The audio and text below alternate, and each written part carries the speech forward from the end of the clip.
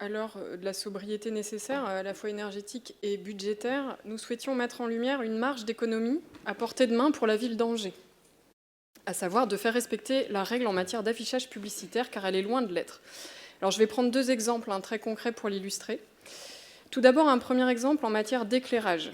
Angers compte 510 panneaux publicitaires lumineux, ce qu'on appelle les sucettes publicitaires.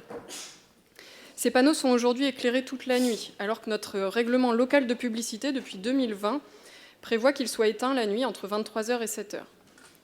Alors vous conviendrez que c'est quand même un peu un comble d'être verbalisé par la police municipale à minuit, quand précisément on dénonce le non-respect de la règle.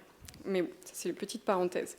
Mais cet éclairage nocturne est un gaspillage conséquent d'un point de vue énergétique, tout d'abord, car l'éclairage de ces 510 panneaux publicitaires représente une consommation significative d'électricité. Mais le must, si je puis dire, c'est l'aberration budgétaire dans laquelle on se retrouve, puisqu'à ce jour, c'est notre collectivité qui paie l'électricité pour éclairer illégalement la publicité nocturne. Et la facture estimée est assez lourde, près de 180 000 € par an. Comment se fait-il donc que la ville paie à la place de JC Decaux ses factures d'électricité ? On pourrait d'ailleurs se demander s'il n'y a pas là un détournement de fonds publics à ce que le contribuable paye les factures d'électricité d'une entreprise privée.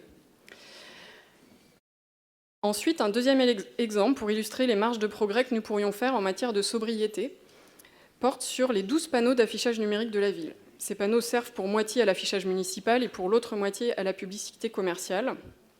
Or, depuis le 20 mars 2022, le contrat qui liait la ville d'Angers avec la société JC Decaux pour les 12 panneaux numériques est échu.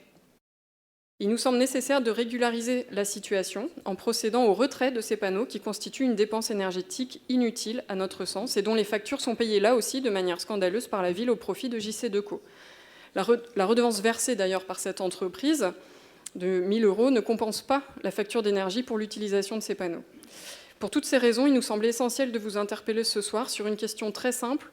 Comptez-vous enfin régulariser la situation et appliquer le principe de sobriété aux panneaux lumineux d'Angers, en faisant respecter le règlement local de publicité prévoyant l'extinction de 23h à 7h, 2, en refacturant à JC Decaux le coût d'électricité pour l'éclairage de sa publicité, et 3, en procédant au retrait des 12 panneaux d'affichage numérique de la ville désormais illicites.